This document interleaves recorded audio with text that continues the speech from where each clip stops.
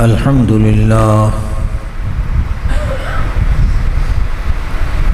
لله الذي هدانا بفضله العميم إلى الدين القويم أرسل رسلا ذوي التكريم خدمهم بالنبي الكريم صلى الله تعالى عليه وعلى آله وأصحابه ذوي المجد والتعظيم أما بعد فأعوذ بالله من الشيطان الرجيم بسم الله الرحمن الرحيم أفحكم الجاهلية يبغون ومن أحسن من الله حكما لقوم يوقنون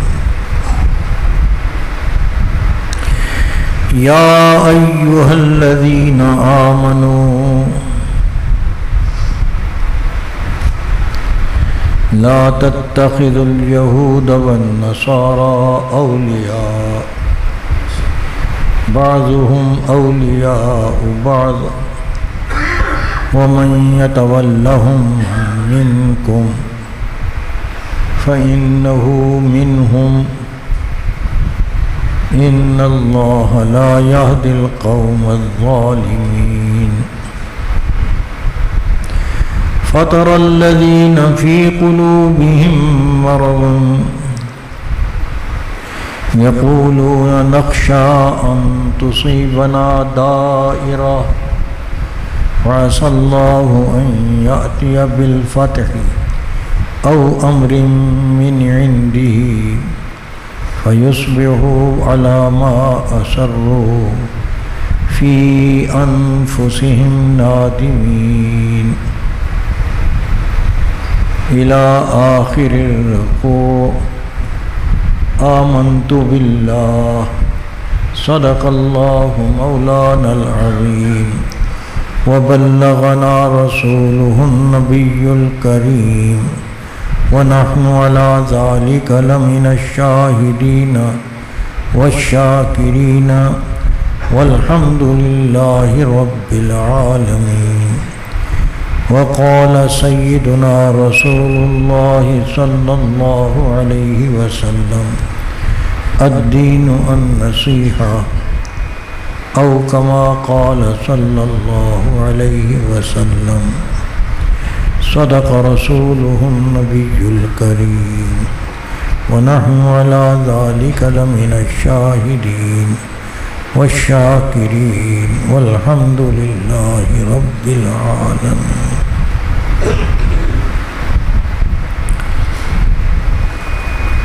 تم کیا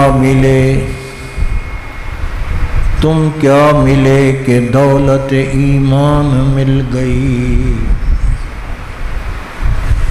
تم کیا ملے کہ دولت ایمان مل گئی. ایمان کی تو یہ ہے کہ ایمان تم ہی تو ہو. ایمان کی تو یہ ہے کہ ایمان تم ہی تو ہو.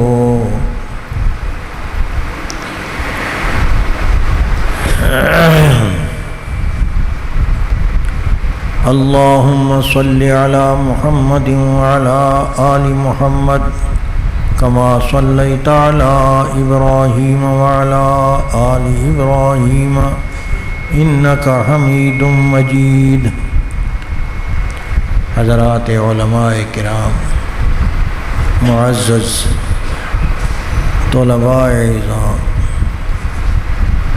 اور حاضرین مجلس، میرے اہل ایمان بھائیوں اور بہنوں،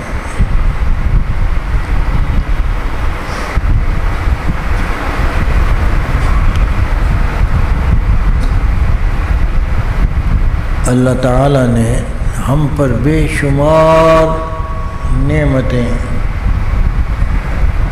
برسائی ہیں۔ بھائی یہ تکلیف دہ چیز نہ کر، یہ بے برکتی کی چیز ہے، اللہ سے ڈرے۔ اس کے بغیر گزارا چلتا رہا ہے، چلتا رہے گا انشاءاللہ۔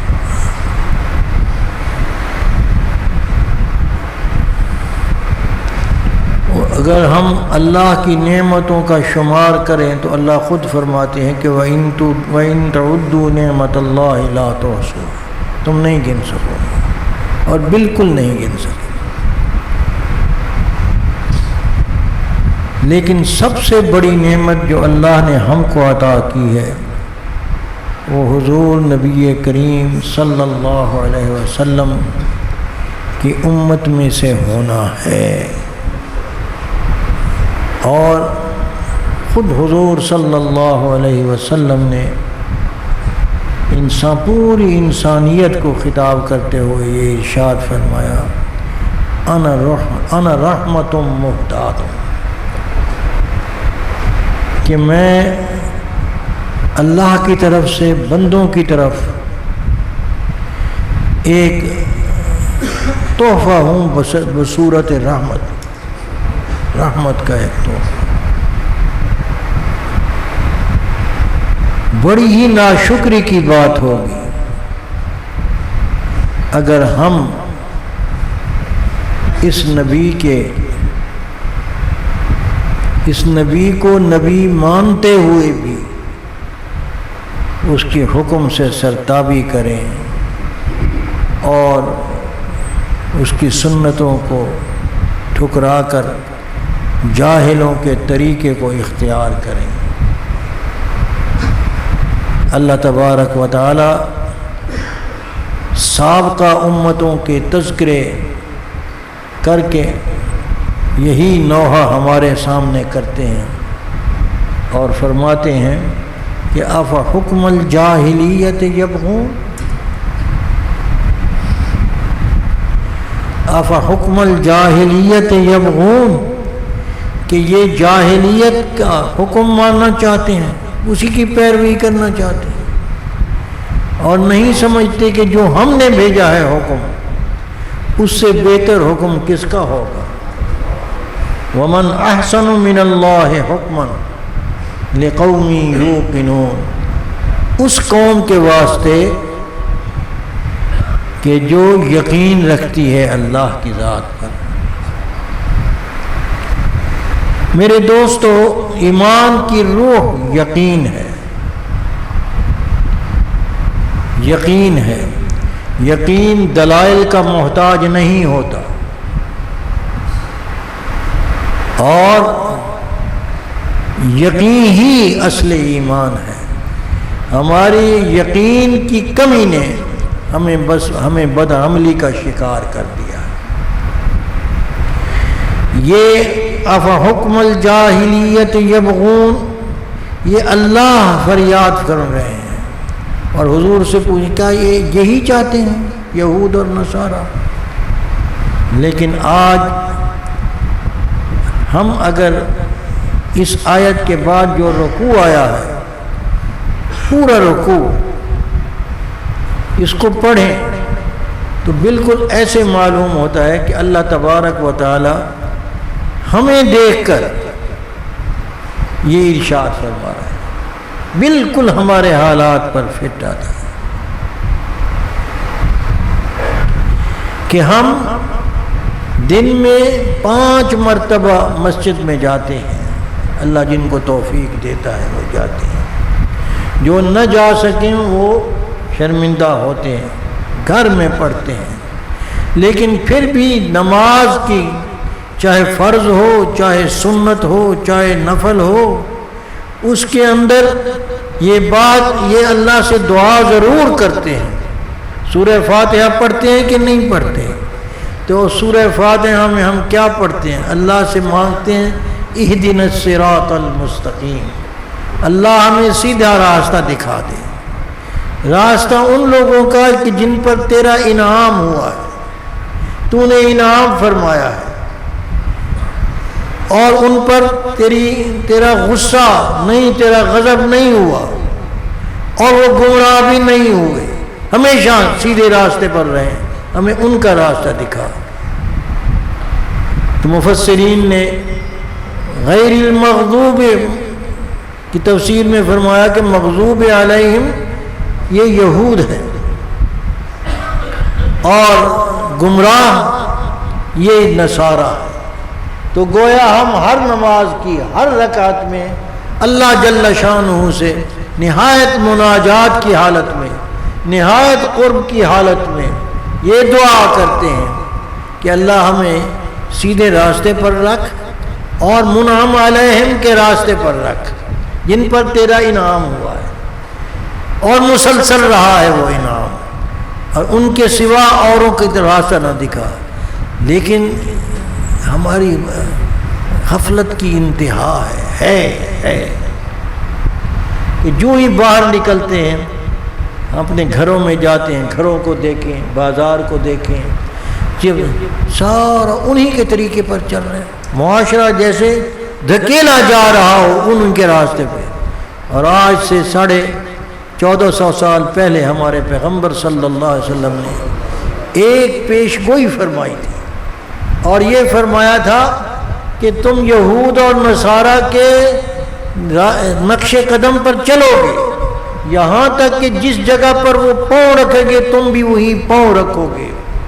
اگر ان میں سے کوئی شخص گھنونے گناہ کا بھی مرتکب ہوا ہے تو میری امت، یعنی ماں اپنی ماں کے ساتھ غلط کام کیا ہوا ہے، اس نے بدتمیزی کی ہے، تو میری امت کا کوئی بدبخت یہ بھی گھر گزرے گا۔ ہم اس کے ان حالات کے قریب جا رہے ہیں۔ اپنے گھروں میں جھانکیں، ایک آنے والی نسل اور اس سے پہلی نسل کے لباس کا موازنہ کر کے دیکھیں کیا ہو رہا ہے،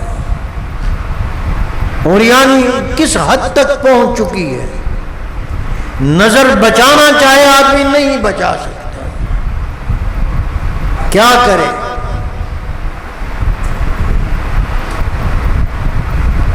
اور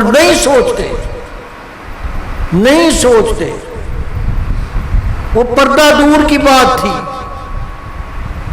کہ اکبر الہ آبادی نے کہا تھا، بے پردہ کل جو آئیں نظر چند بیویاں، اکبر زمین پہ غیرت قومی سے گڑ گیا، پوچھا جو ان سے آپ کا پردہ کدھر گیا، کہنے لگیں کہ عقل پہ مردوں کی پڑ گیا۔ اب کیا ہو رہا؟ یاد رکھیں، بعض ہماری مائیں بہنیں اس غلط فہمی کا شکار ہو جاتی ہیں کہ یہ بچے، چھوٹے بچیاں معصوم ہیں، ان کا گناہ نہیں ہوتا، واقعی نہیں ہے، تو ان کو وہ لباس پہنانے میں کیا حرج ہے، کہیں ان کو حسرت نہ ہو جائے۔ لیکن یاد رکھو، جو لباس آپ بچپن میں ان کو پہنانے کا عادی کریں گی، جو ہی بڑے ہوں گی تو ان کو وہ جھجک نہیں ہوگی، نہیں رہے گی، پھر آپ کچھ نہیں کر سکیں گے۔ ریڈی میڈ گارمنٹس صرف آپ کو بد تہذیب کرنے کے لیے یہ سب سامان یہ بازار لگے ہوئے ہیں۔ کوئی سڑک دائیں بائیں اشتہار عورت کی بے پر تصویروں سے پاک نہیں ہے۔ ہم کدھر جا رہے ہیں؟ کیا سوچا ہے؟ کیا ہم نے ختم نبوت کا شاید معنی یہ سمجھا ہے کہ نبوت ختم ہو گئی، نبوت کی ضرورت ہی نہیں رہی؟ یہ مغالطہ دل سے نکال دیں۔ بعضوں کو یہ مغالطہ ہوا اور اسی مغالطے پر ہندوستان کے بادشاہ اکبر کو گمراہ کیا گیا کہ دین کا ایک دور تھا تقلیدی دور، دین کا تقلیدی دور تھا کہ جب اماموں کی تقلید کرتے تھے مختلف فی مسائل میں لوگ، اس کی مدت 1000 سال تھی. 1000 سال ہو گئے، اب دوسرا 1000 سالہ شروع ہے. تو یہ تقلید کا نہیں، یہ تحقیق کا ہے. عنوان دیکھیں، خوبصورت عنوانوں کے اندر گندی حقیقت چھپی ہوئی ہوتی ہے بات. اور یہی کچھ ہو رہا ہے. دجل کیا ہے؟ جھوٹ، غلط کو حسین پردہ، اچھے الفاظ کا پردہ دے کر، اصطلاحات کا نام لے کر اس کو عام کرنا، بے حیائی کو، بے راہ روی کو آزادی کا نام دینا، روشن خیالی کا نام دینا، اور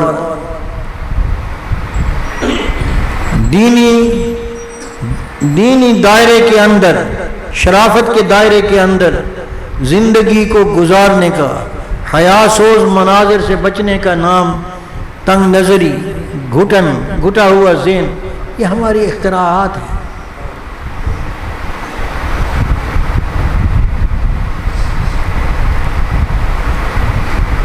یاد رکھو، اس دنیا میں آزاد کوئی نہیں، یا شیطان کی قید میں ہے یا نبی کے زیر قدم ہے کوئی.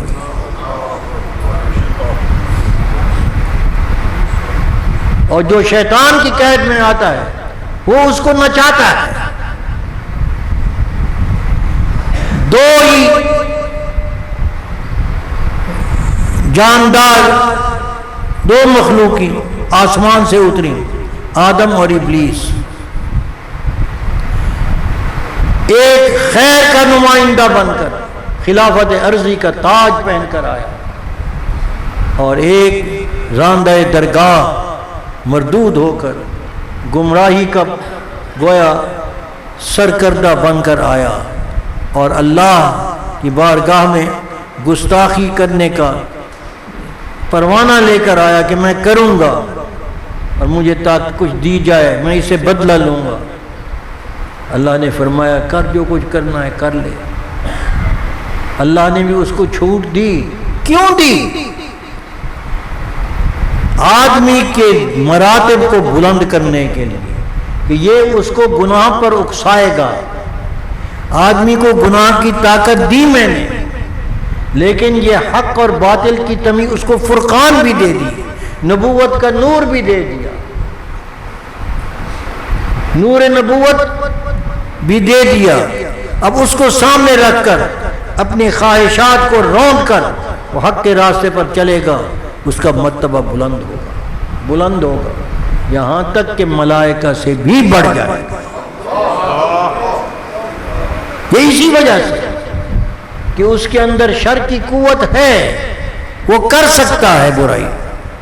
کچھ اللہ نے اختیار بھی دیا ہے اس کو، کچھ مہلت دی ہے، لیکن اگر وہ اللہ کی بھیجی ہوئی ہدایت کے مطابق زندگی گزارے گا تو جہاں سے آیا ہے وہیں جائے گا جنت کے اندر. اور جو بے راہ رو ہو کر اس قید سے نکلے گا، قید تقوی سے رہا ہونے کی تمنا کرے گا، تاکہ جو چاہے میں میری جی میں آئے میں کروں، تو وہ حزب الشیطان میں داخل ہوگا اور اس کی منزل سیدھی جہنم ہے. اللہ ہم سب کو بچائے. آج ہم سن کر ٹال دیتے ہیں کہ دیکھا جائے گا، لیکن یاد رکھو، میں ایک بات عرض کرتا ہوں، اس کو ذرا سمجھنے کی کوشش کریں کہ یہ ہماری حالت کیوں ہے.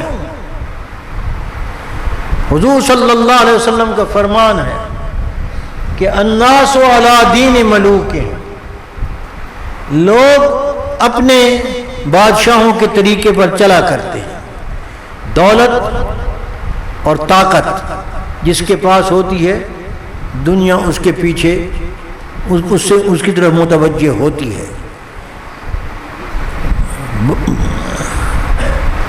خوشی سے طوع و کرہ اس کے پیچھے لگتی ہے، مفادات دیکھتی ہے۔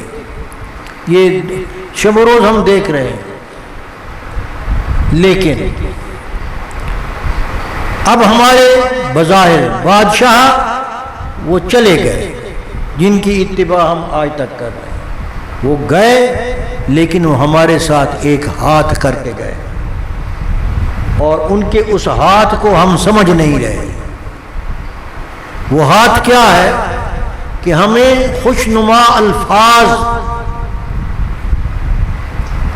علم، تعلیم اور تعلم، ایک نظام تعلیم کا دے گئے ہیں، روشنی دے گئے ہیں بظاہر، لیکن در حقیقت وہ جو کچھ ہمیں دے گئے ہیں اس کے اندر نور نبوت نہیں، وہ ظلمت ہے، ظلمت۔ اگر ہم اپنے دین کے تابع رہ کر ان علوم کو حاصل کریں جیسے کرتے تھے ہمارے اسلاف نے، عصری علوم انہوں نے ہی آگے بڑھایا ہے، ان کو بھی انہوں نے سکھائے ہیں، لیکن فرق یہ ہے کہ مسلمانوں نے، ہمارے اکابر اور اسلاف نے جب ان کا دائرہ حکومت بڑھا تو جو علوم انہوں نے سیکھے دیکھے دوسروں قوموں کے اندر لیے، ان کو پہلے مسلمان کیا، ان کی مذرت کو دور کیا، دور کرنے کے بعد ان کو اپنایا، پڑھایا اور ان سے فائدہ اٹھایا، اور آج ہم انہی علوم کو اسلامی علوم سمجھ کر پڑھتے ہیں کہ اسلامیات کی چھاپ اس پر اتنی تھی۔ مثلا طب یونان ہے، یہ طب یونان ہی تھی، یونان کی تھی، مسلمانوں نے جب اپنائی تو آج یہ طب اسلامی سمجھی جاتی ہے۔ فارسی اجمیوں کی زبان تھی، اجمیوں کی زبان تھی فارسی۔ جب مسلمان ادھر آئے اور انہوں نے اس زبان کو سیکھا، اپنایا، تو آج یہ دینی زبان سمجھی جاتی ہے، اور دین کا بہت بڑا علم، دینی علم کا بہت بڑا ذخیرہ اس میں، نظم نثر بھری پڑی ہے۔ اسی طریقے سے اردو جو مختلف لشکروں کے مختلف لشکروں کی زبان تھی، لشکریوں کی زبان تھی، اور لشکر میں ہر قسم کے لوگ ہوتے ہیں، ہر قوم کے لوگ ہوتے ہیں فوج کے اندر، وہ بولتے تھے، ایک نئی زبان وجود میں آئی، پہلے ریختہ کہتے تھے، اب اردو ہے۔ اس میں بھی دینی اصلاحات بھری ہوئی، ریاضی ہے، یہ پہلے نصاب میں داخل تھا، درس نظامی، یوکلیدس وغیرہ پڑھائے جاتے تھے، چغمینی وغیرہ، یہ سائنس کی کتابیں تھیں، لیکن جب انگریز ہم پر غالب ہوا، مسلط ہوا، تو اس نے یہ علوم سب ہم سے چھینے۔ یہ نہیں کہ دینی علوم پڑھنے کی ہمیں اجازت دی، چھینے، اور ان پر خود قبضہ کر کے ایک اپنے انداز میں یہ علوم ہمیں دیے کہ جس میں دین کی گرفت بالکل نہ ہو، اور اس کے پاس قوت بھی تھی، دولت بھی تھی، چمک دمک تھی، جیسے الداس علی دین ملوکہم، لوگوں نے ان کی پیروی کی۔ پھر اس نے سکول اور کالج جو دیے، اس میں ملازمتوں کا جھانسا دیا کہ تمہارے غریبوں کی روزی ہو، سب کچھ تھا۔ دراصل انہوں نے علم کے نام پر اپنے لیے ملازمت کے جن چیزوں کی ضرورت تھی، جس ہنر کی ضرورت تھی، منشیوں کی ضرورت تھی، کلرکوں کی ضرورت تھی، وہ دیتے گئے ہم۔ سودی نظام کرنا تھا، حساب دیا، لیکن ہم سے چھین لیا. یہ تو 1857 کے بعد جب مسلمانوں نے سمجھا کہ اب ہندوستان پر غلبہ ہو گیا ہے تو علماء کو فکر ہوئی کہ اب کیا کرنا چاہیے. انہوں نے کہا کہ کم از کم ہم اپنی دینی متاع جو ہے، متاع دین کو سنبھالیں اور سنبھال کر اس کو اگلی نسلوں میں جب ضرورت پڑے گی ہمارے پاس محفوظ رہے. حکومت تو گئی لیکن یہ علم ہم سے ضائع نہ ہو. چنانچہ انہوں نے مدارس کی بنیاد ڈالی اور اس نصاب کو پڑھانا شروع کیا. اور الحمدللہ جس چیز کا بیڑا انہوں نے لیا تھا الحمدللہ وہ اس میں کامیاب ہوئے. دین کی ایک ایک بات محفوظ ہے. تو میں کہہ رہا تھا کہ انہوں نے ہمارے ساتھ ہاتھ کیا دھوکہ کہ ہمیں سمجھ نہیں آئی. وہ کیا؟ ہمارے دماغ کو گروی رکھا. کس چیز سے؟ ہمیں ایک فلسفہ دیا کہ تم اندھی تقلید کرتے ہو، سوچتے نہیں ہو. دین پر چلنے کے لیے مولوی تم سے اگر کوئی بات کرے تو تم اس سے پوچھو ہم ایسا کیوں کریں، اس میں کیا فائدہ ہے. نماز پڑھو، کیوں پڑھیں جی، اس میں فائدہ کیا ہے. داڑھی رکھو جی، کیوں رکھیں، اس میں فائدہ کیا ہے جی. فلاں کام کرو، اس میں فائدہ کیا، حکمت کیا ہے. جب سوال کرو گے تو بات تو ختم ہو گئی کہ نہیں ہوئی، یقین تو ختم ہو گیا. تو یقین کو شک میں بدلنے کا ایک ترکیب انہوں نے سوجھی انہیں، اور اس میں وہ کامیاب ہوئے. ہمارے یقین کو شک میں بدل کر ہمیں سوالوں پر لگا دیا اور ہم حکمتیں تلاش کرتے رہ گئے. یہ نہ دیکھا کہ ہم نے ایک ذات کو پیغمبر مانا. پیغمبر کے کیا معنی ہیں؟ پیغمبر کو ماننے سے پہلے تو حق ہو سکتا ہے کہ ہم اس کو چیلنج کریں، دیکھیں، سوچیں بات. لیکن جب کسی کو پیغمبر مان لیا، اللہ کا رسول مان لیا، مان لینے کے بعد اب جو وہ حکم کرے وہ ماننا پڑے گا اگر ہم اس کے دین میں رہنا چاہتے ہیں. اگر نہیں رہنا چاہتے تو جاؤ پھر آزاد ہو، جو کچھ کرو. پھر اللہ بھی آپ سے جو کچھ کرے کر رہا ہے. یاد رکھو ہم ایک قوم ہے، ایک امت ہے، ملت ہے جس کی خاص ترکیب ہے. ہم اپنے افعال میں آزاد نہیں.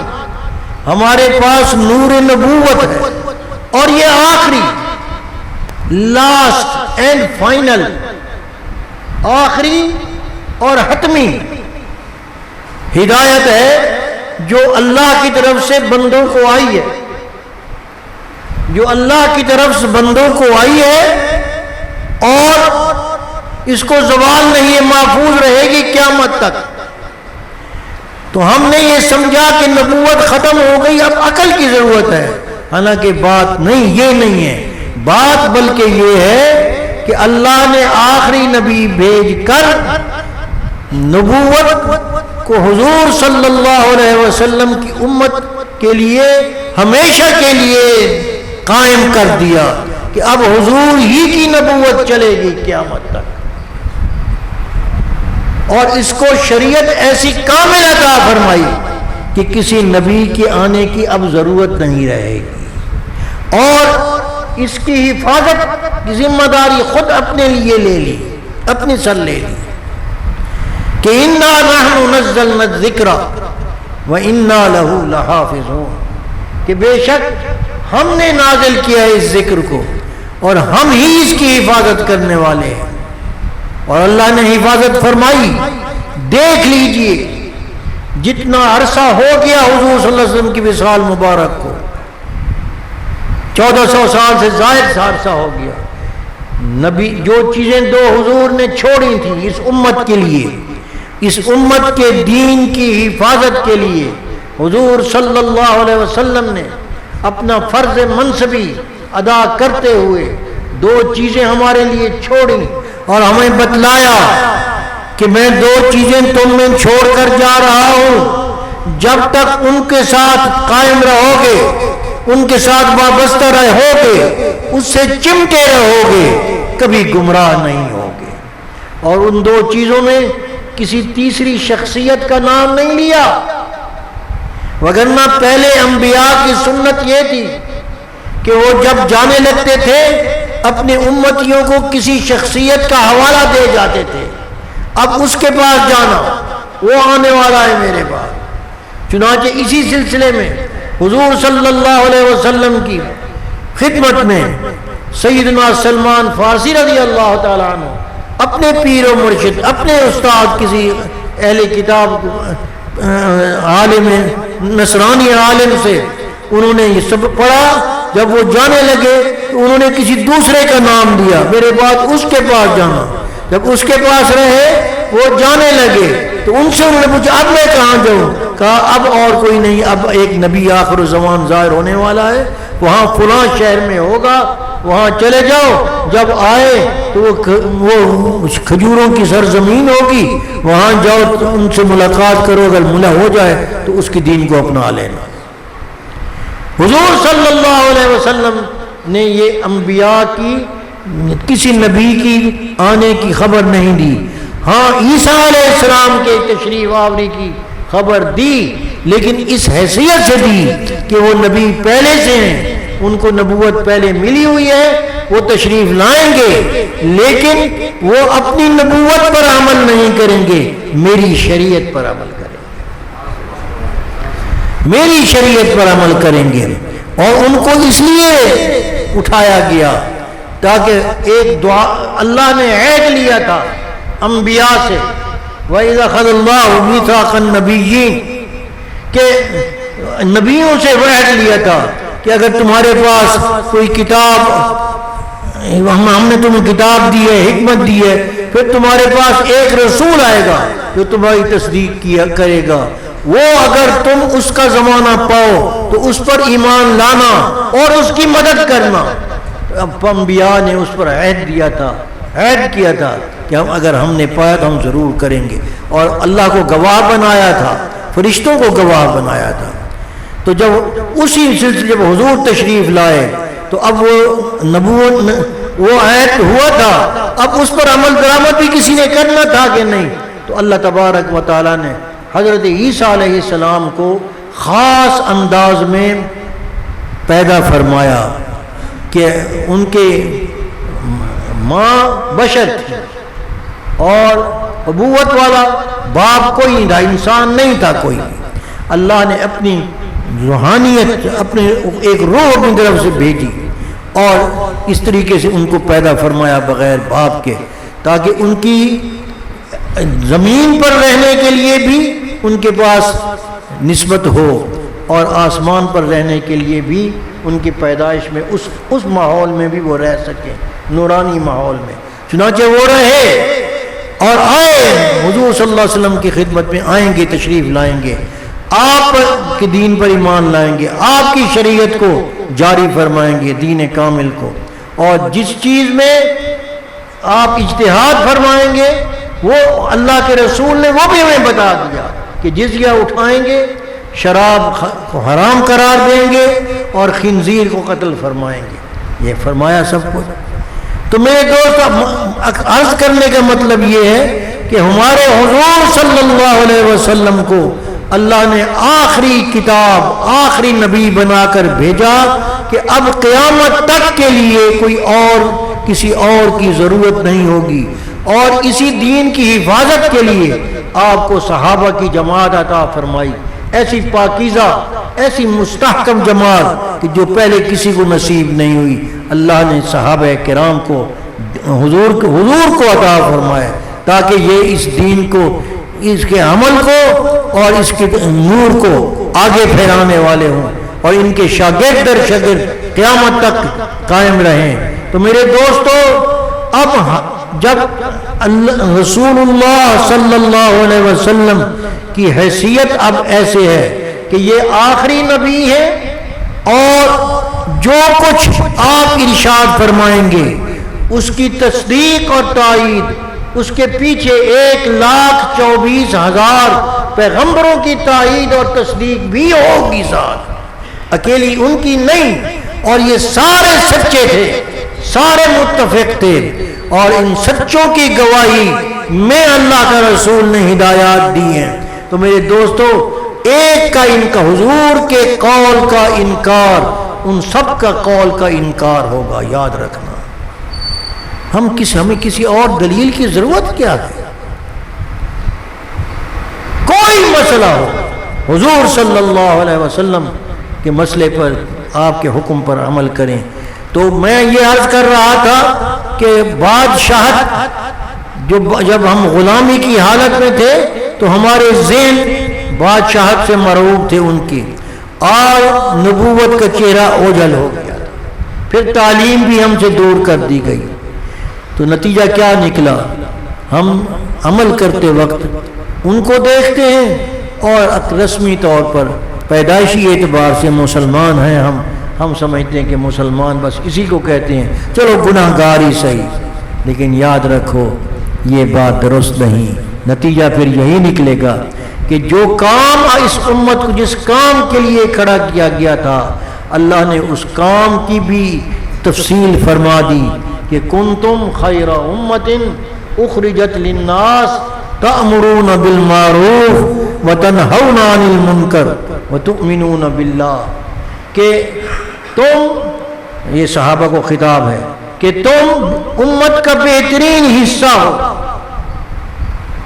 اگر خطاب صحابہ کو سمجھے، اور اگر خطاب بواسطہ صحابہ پوری امت کو ہو تو پھر پوری امت دوسری امتوں کے مقابلے میں بہترین امت ہے، پھر اضافت صفت کی موصوف کی طرف ہوگی، کنتم خیر امت اخرجت للناس تأمرون بالمعروف وتنہون عن المنکر وتؤمنون باللہ، تم اللہ پر یقین رکھنے والی امت ہو، تم کھڑے اس لیے کیے گئے ہو کہ معروف نیک بات کا حکم لوگوں کو کرو اور برائیوں سے روکو، یہ تمہارا فرض منصبی ہے، اور نیک بات اور بری بات کی تمیز کے لیے تمہارے پاس قرآن اور نبی کی سنت ہے، اس سے روشنی حاصل کرو، اس کی روشنی کو پھیلاؤ، تم ہی تم ہوگے ولا تخافوا ولا تہنوا ولا تحزنوا وانتم الاعلون ان کنتم مؤمنین۔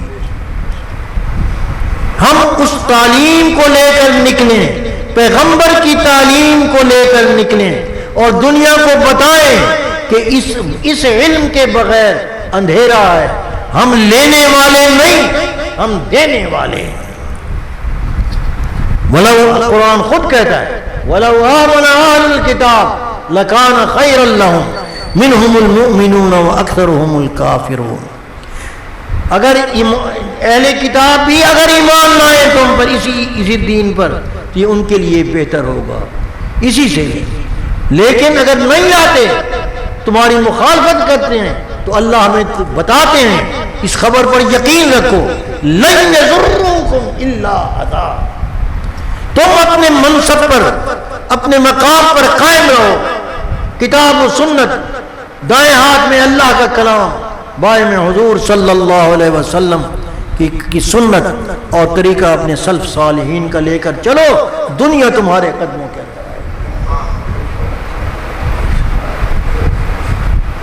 وَلَوْ آمَنَ، ہم دینے والے ہیں، تہذیب دینے والے ہیں، ہمارے اپنے اصول ہیں، ہم لینے والے نہیں، ہمارا لباس اپنا، ہماری وضاقت اپنی، ہمارا دین اپنا، ہماری عبادت اپنی، میرے نبی کے خاصیتیں دوسرے انبیاء سے بڑھ کر ہیں اور بہت زیادہ بڑھ کر ہیں۔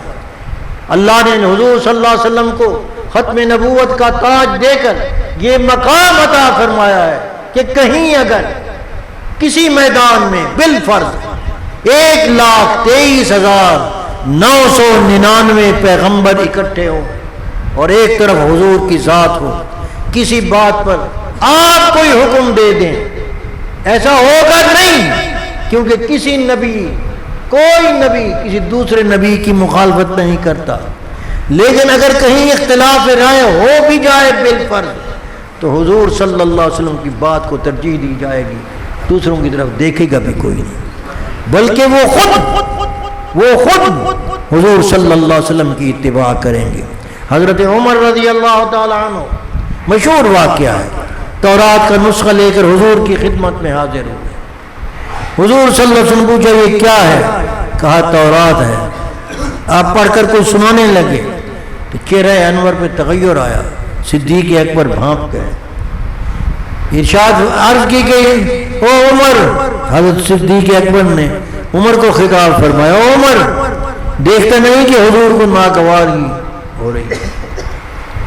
ایک رگ مبارک تھی یہاں پر، وہ پھول جایا کرتی تھی جب طبیعت کے اندر کوئی ناگوار بات آتی، پہچان جاتے تھے کہ یہ بات اب پسند نہیں آ رہی حضور کو۔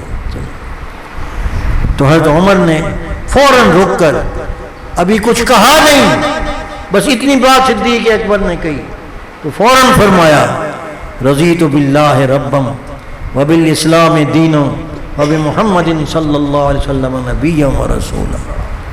میرے ایمان میں کوئی فرق نہیں ہے، لیکن میں تو صرف پوچھا یا رسول اللہ یہ کیا منزل من اللہ نہیں؟ کہنے لگے ہے۔ حضور نے فرمایا کہ ہے، تھی، لیکن قسم ہے اس ذات کی جس کے قبضے میں محمد کی جان ہے، آج اگر موسیٰ صاحب تورات بھی ہوتے تو ان کو چارہ نہ ہوتا قرآن کی اتباع کرتے، تورات کی طرف دیکھتے بھی نہیں۔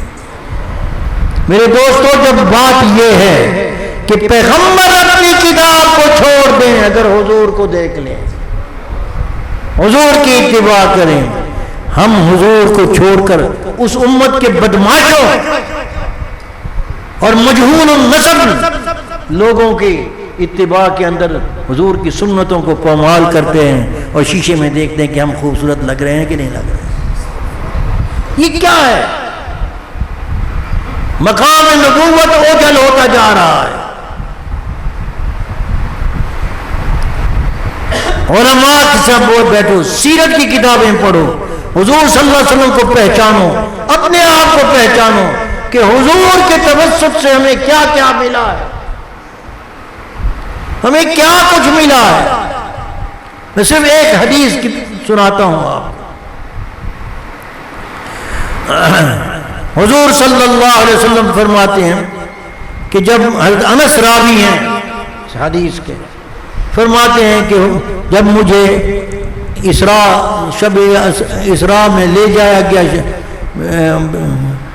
آسمانوں پر، بیت المقدس سے آسمانوں پر، تو جب میں انتہائی قرب کے مقام پر پہنچا تو میرے رب نے مجھے اور قریب فرمایا، قربنی ربی،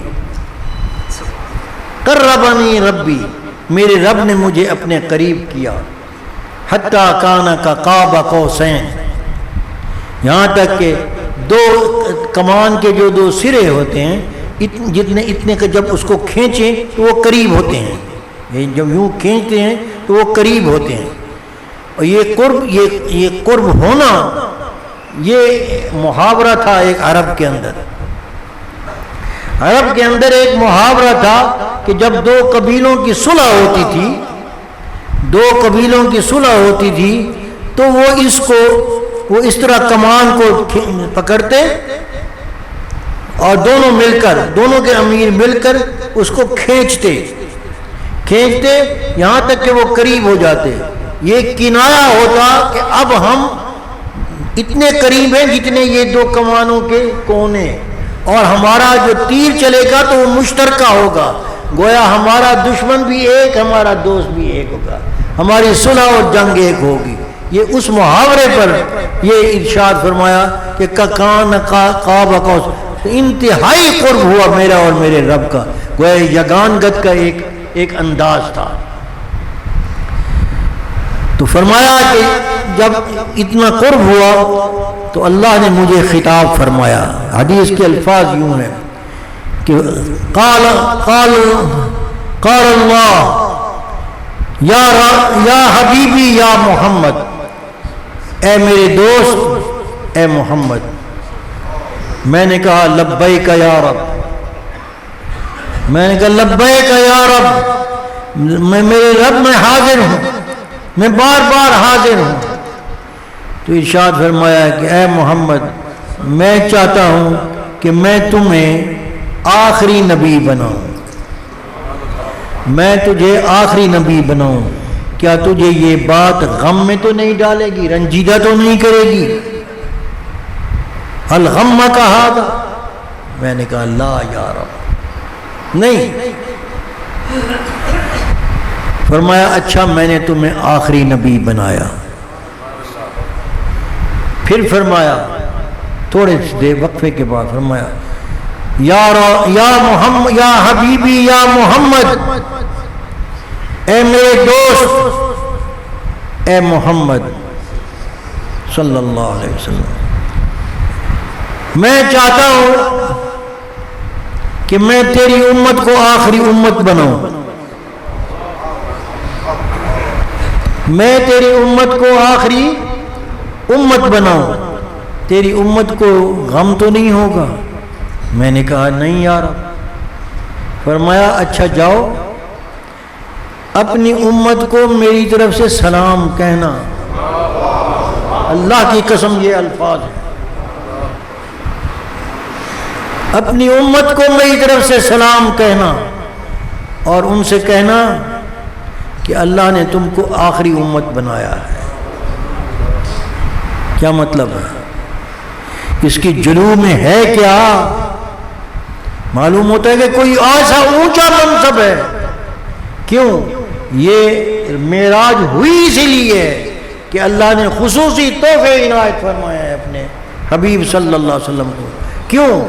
عام الحزن، غم انتہا کو پہنچ چکا تھا، مخالفتیں انتہا کو پہنچ چکی تھی، طائف کے سفر کی تھکان آپ سے اتری نہیں تھی، لیکن اس میں مجال ہے کہ پائے مبارک کے اندر لغزش کوئی آئی ہو، یا زبان مبارک سے کوئی غیر سنجیدہ لفظ نکلا ہو اللہ کے دربار میں، یا یہ کہ کوئی بد دعا کی ہو۔ فرشتے آئے ہیں کہ میں پہاڑوں کا فرشتہ ہوں، حکم فرمائیں، آپ کا حکم کا انتظار ہے، یہ اس قوم کو پیس ڈالوں۔ کہنے لگے نہیں، ان کی اولادوں سے مجھے دین کی خوشبو آ رہی ہے، اور محمد بن قاسم اسی قوم سے تھا۔ تو اللہ نے انعام کے لیے بلایا کہ اب آزمائش کا دور ختم، اعلام کا دور ختم، اب انعام کا دور شروع ہونا تھا، اور اس کے لیے نماز کا فریضہ بھی دیا گیا، 5 نمازیں فرض کی گئیں، وہ قصہ الگ۔ اس کے علاوہ اجتماعی احکام نازل ہوئے۔ سورہ مزمل میں تشکیل سیرت، انفرادی سیرت کی تشکیل کے احکام ہے۔ یا ایھا المزمل قم اللیل الا قلیلا نصفہ او انقص منہ قلیلا او زد علیہ ورتل القرآن ترتیلا۔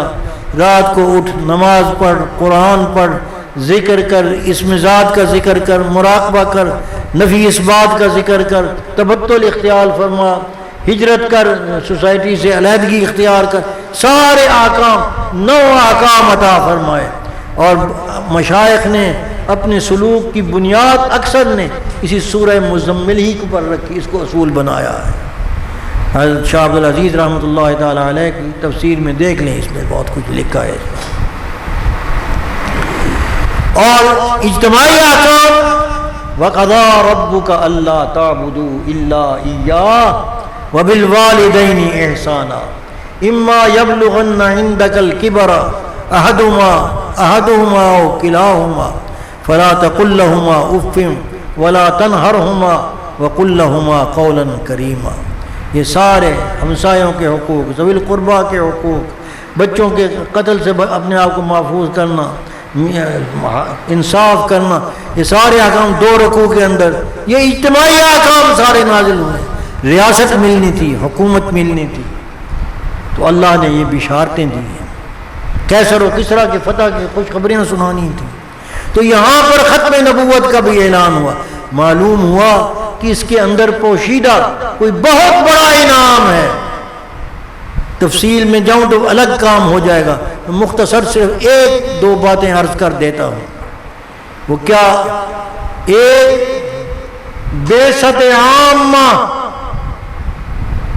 ختم نبوت کے ساتھ لازم تھی بعثت عامہ، اسی لیے حضور صلی اللہ علیہ وسلم نے وہ اپنے خصائص جو ارشاد فرمائے کہ چھ فضلت علی الانبیاء بست، چھ باتوں میں مجھے اللہ نے فضیلت بخشی ہے۔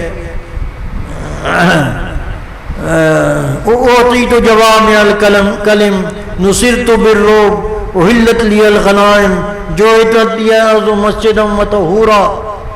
وہ آگے فرمایا کہ مجھے میرے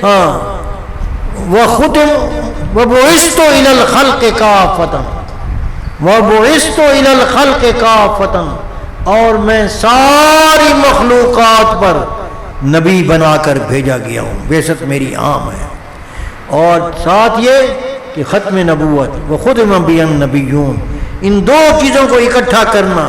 حضرت مولانا بدر عالم سے رحمۃ اللہ تعالی علیہ یہاں فرماتے ہیں کہ معلوم ہوتا ہے کہ بعثت عامہ اور ختم نبوت یہ لازم و ملزوم ہے۔ کیوں؟ فرض کریں کہ حضور کی نبوت جاری، حضور کے بعد نبوت جاری رہتی اور حضور کو بعثت عامہ عطا فرما دی جاتی ہے کہ یعنی آپ سب کے نبی آپ ہی ہیں۔ اب بعثت عام ہے اور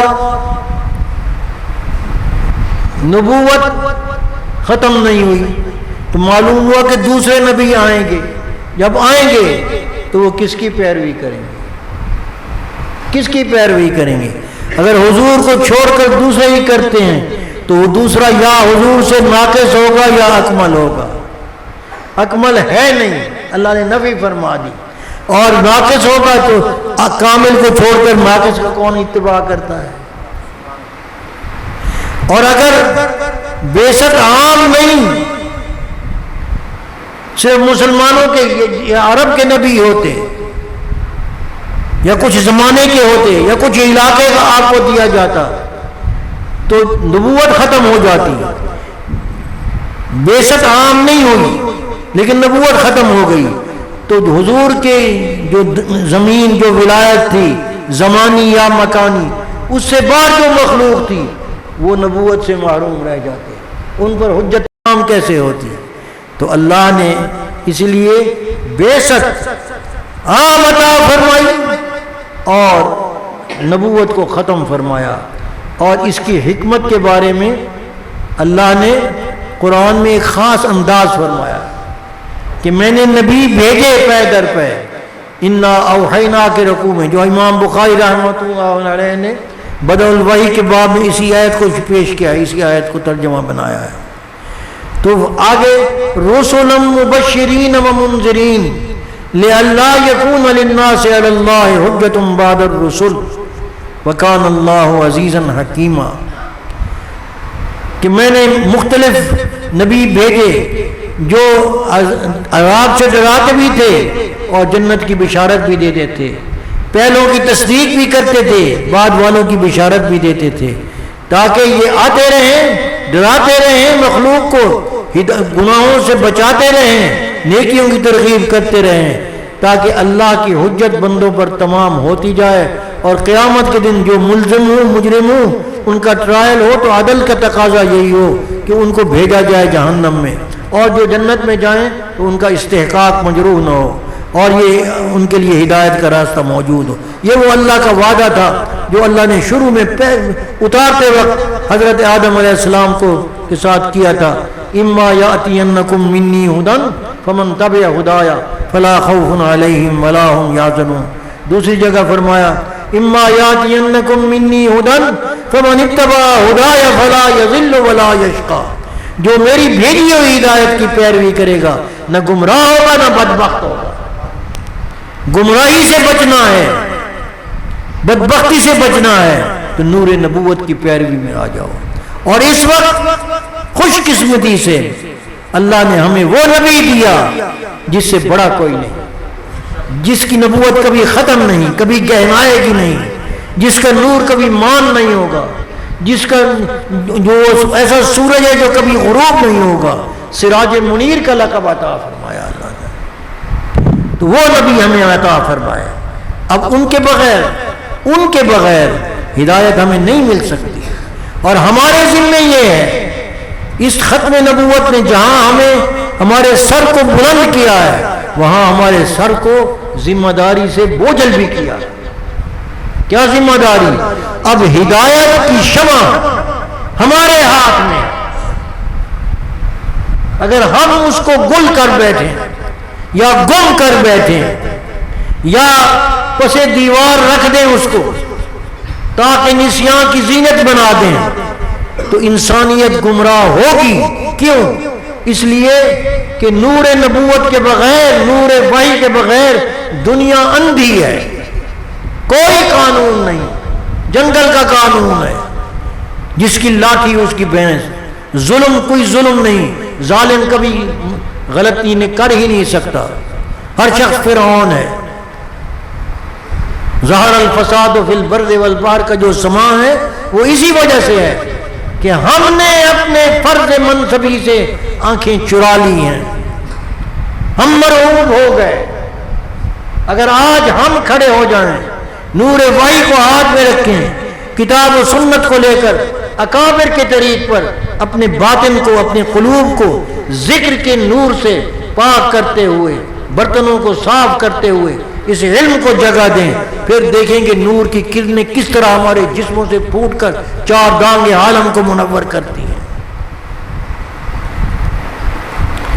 تو حضور صلی اللہ علیہ وسلم کی جب باری آئی، آپ نے ارشاد فرمایا اللہ نے، لیکن اللہ یشہد بما انزل الیک انزلہ بعلمہ والملائکۃ یشہدون وکفی باللہ شہیدا، کہ میں نے پہلے رسول بھیجتا رہا ہوں تاکہ حجت تمام ہو، لیکن محمد صلی اللہ علیہ وسلم کی جب باری آئی تو فرمایا جو میں نے ان پر بھیجا ہے، جو کچھ میں نے اپنے علم سے بھیجا ہے، اور میں نے فرشتوں کو گواہ بنا کے بھیجا ہے، میں نے اس میں کمی کوئی نہیں چھوڑی، اب قیامت تک کے لیے یہی ہوگی۔ اس لیے میرے بھائیوں، ہمیں اپنی خواب غفلت سے ہمیں جاگنا پڑے گا، نور نبوت کے سائے میں آنا ہوگا، اگر ہم کچھ چاہتے ہیں کہ دنیا میں ہمارا کوئی مقام ہو۔ اور توبہ کا دروازہ کھلا ہے، اور اللہ کی صحبت کا ہمیں حکم دیا گیا ہے، یا ایھا الذین آمنوا اتقوا اللہ وکونوا مع الصادقین۔ بھلائی ساری کی ساری دین کے اندر ہے۔ میں نے حدیث کا ٹکڑا چھوٹا سا پڑھا تھا، الدین النصیحہ، دین ہی نصیحت ہے۔ کیا مطلب؟ نصیحت ہی دین ہے، دین ہی نصیحت ہے، نصیحت دین سے باہر نہیں، اور دین نصیحت سے باہر نہیں۔ جہاں کہیں نصیحت کی بات ہوگی وہ دین ہوگا، جہاں کہیں دین ہوگا وہاں نصیحت بھی ہوگی۔ نصیحت کیا ہے؟ مخلوق کے ساتھ ہمدردی، جس کے ساتھ تعلق ہو اس میں خلوص، اللہ کے ساتھ تعلق ہے تو اور تو اس تعلق کے جو تقاضے ہیں اس کو نبھانے کی ذمہ داری سمجھنا، اور خلوص کے ساتھ اس کو نبھانے کی کوشش کرنا۔ اسی طرح رسول اللہ صلی اللہ علیہ وسلم کے ہم پر حقوق ہیں، ان حقوق کو سمجھنا، جاننا، ان پر عمل کرنا، یہ حضور کے ساتھ نصیحت ہے، خلوص ہے۔ ائمہ دین کے ساتھ نصیحت ہے، اور اپنے ساتھ نصیحت ہے، اپنے ساتھ بھی خلوص ہو۔ میں نے جہنم میں جانا ہے، جنت میں جانا ہے، تو مجھے اپنے آپ کو بدلنا ہوگا، نہیں تو اپنے اوپر میں ظلم کر رہا ہوں۔ وما یخدعون الا انفسهم وما یشعرون۔ اللہ ہمیں سیدھی سمجھ عطا فرمائے، اللہ ہمیں اپنے فرض منصبی کو سمجھ کرنے کی توفیق عطا فرمائے۔ اس لیے میرے بھائیوں، اہل علم کے ساتھ جڑ جاؤ، اہل تقوی، اہل صلاح کے ساتھ جڑ جاؤ۔ یا ایھا الذین آمنوا اتقوا اللہ، اللہ سے ڈرو، تقوی حاصل کرو، کونوا مع الصادقین۔ اگر ایسا کرنا چاہتے ہو تو ہو جاؤ سچے لوگوں کے ساتھ۔ سچے لوگ کون سے ہیں؟ مہاجرین اور انصار۔ مہاجرین اور انصار، وہ مفلحین بھی ہیں، وہ صادقین بھی ہیں، وہ متقین بھی ہیں، ان کے ساتھ ہو جڑ جاؤ، اور ان کے ساتھ جڑ کر اپنی عادتوں کو بدلو، شریعت کے احکام اپنی طبیعت کو اس کے مطابق ڈھالو، اس سانچے میں ڈھالو کہ طبیعت خود تقاضا کرنے لگ جائے کہ شریعت پر عمل کریں گی تو اسے چین آئے گا، نہیں تو نہیں آئے گا، اور یہ ہو جاتا ہے۔ کر کے دیکھیں، جو لوگ نماز پہلے نہیں پڑھتے تھے، اللہ نے پھر توفیق دی، اب میں ان سے یہاں بھری مجلس میں سوال کرتا ہوں کہ نماز پڑھنا بے شک مشکل ہے، لیکن چھوڑنا اس سے زیادہ مشکل ہے کہ نہیں؟ یہ کیوں ہے؟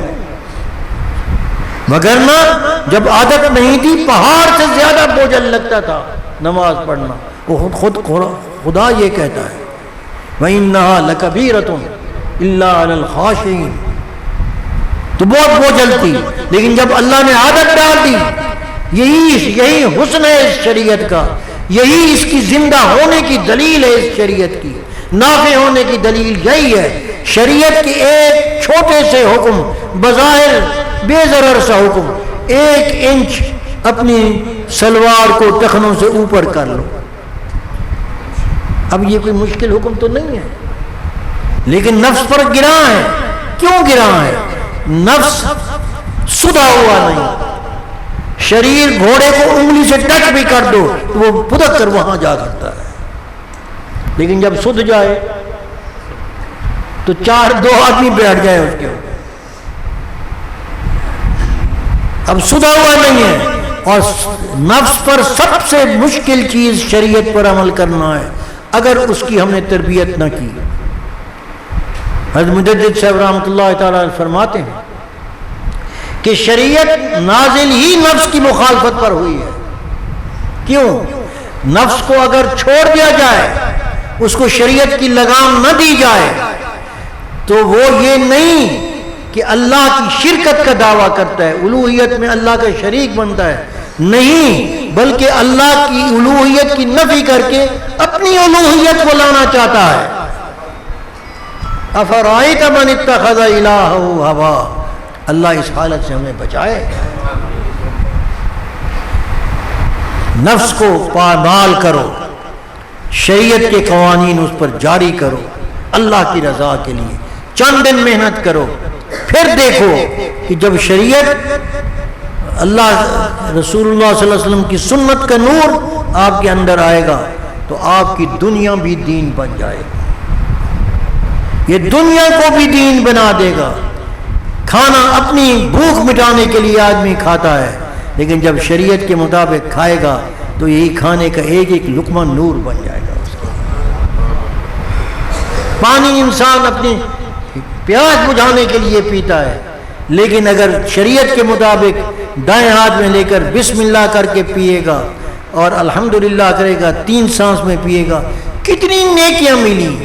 نیکیاں تو ملی ہر عمل پر 10 نیکیاں، لیکن اس کے علاوہ ایک اور چیز ملی جس کا ہمیں احساس نہیں، وہ اولیاء اللہ کو لذت اس کی محسوس ہوتی ہے۔ وہ کیا کہ ایک وہ سنت، وہ طریقہ جو اللہ کے رسول نے دیا تھا، اگر ہم چھوڑ بیٹھے ہیں، اسے جو زندہ کرے گا تو میرے حضور نے فرمایا اس کو 100 شہیدوں کا ثواب ملے گا۔ یہ بات ہے۔ پہنے جوتا، لیکن یہ خیال کرتے ہوئے کہ رسول اللہ صلی اللہ علیہ وسلم نے کیا طریقہ بتایا ہے جوتا پہننے کا، کیا طریقہ بتایا ہے جوتا اتارنے کا، کیا طریقہ بتایا ہے بیت الخلاء میں جانے کا، کیا طریقہ بتایا ہے بیت الخلاء سے نکلنے کا، کیا دعا پڑھنی ہے مسجد میں داخل ہوتے ہوئے، کون سا پاؤں پہلے رکھنا ہے، رات کو سوتے وقت کیا عمل کرنا ہے، صبح کو اٹھتے وقت کیا عمل کرنا ہے، کروٹ بدلتے وقت کیا ذکر کرنا ہے، ہر وقت کی ہدایت ہے، اور وہ ہدایتیں ہم چھوڑ چکے ہیں، لیکن جب جاری کریں گے اور زمانے کو بتلائیں گے ہمارے نبی کی زندگی کا طریقہ یہ تھا، تو ہمیں کتنے شہیدوں کا ثواب بنے گا اس کا حساب کوئی کمپیوٹر ابھی تک نہیں کر سکے گا۔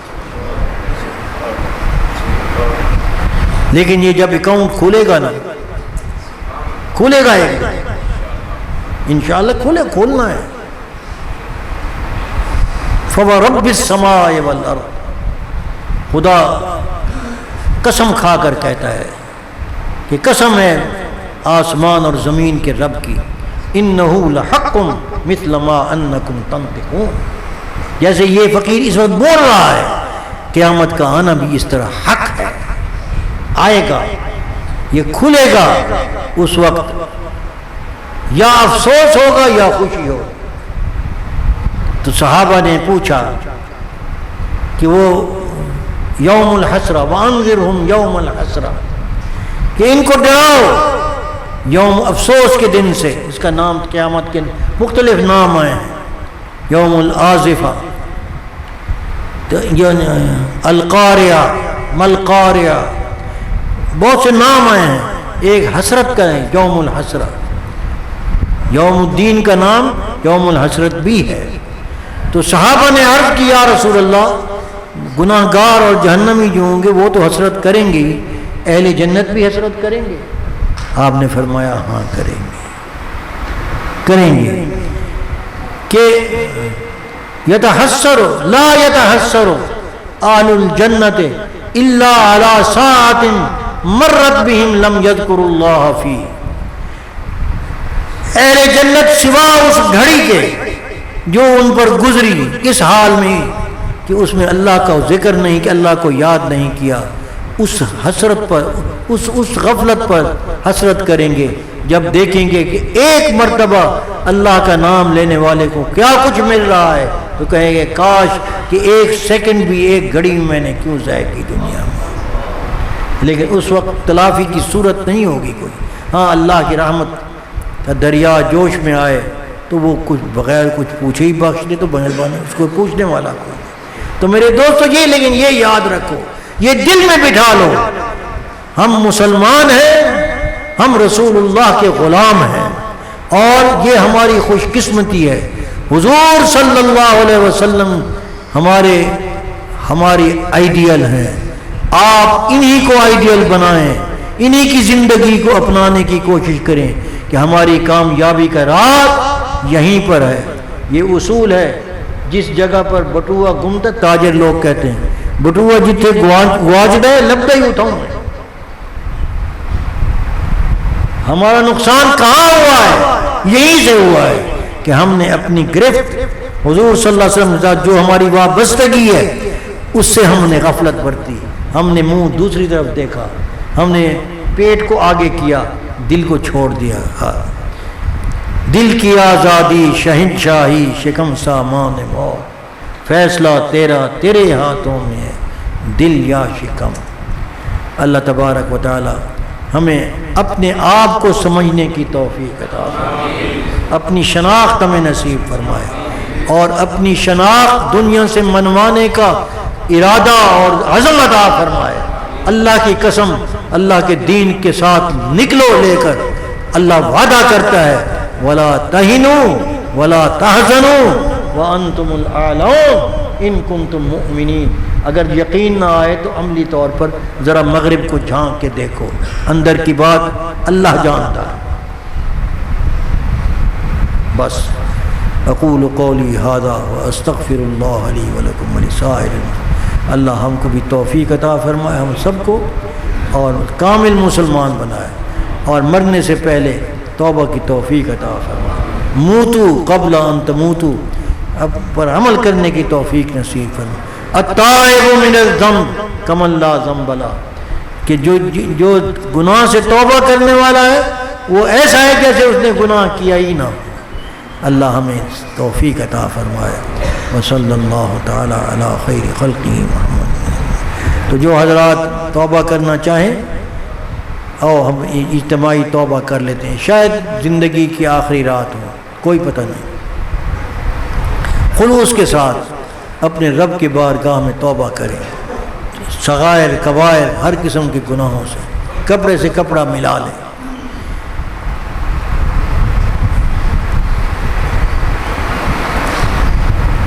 پیری مریدی آپ کے تعلق جس سے ہے، اگر وہ صاحب نسبت ہیں مبارک ہو، لیکن توبہ کرنے میں کوئی حرج نہیں ہے۔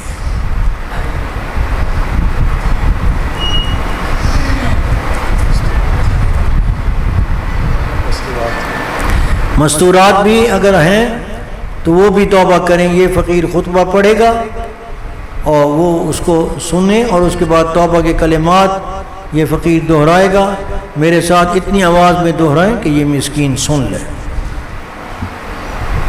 آپ مستورات دھیمی آواز میں، وہ ان کو چیخنے کی ضرورت نہیں، مرد ذرا اونچی آواز میں دہرائیں۔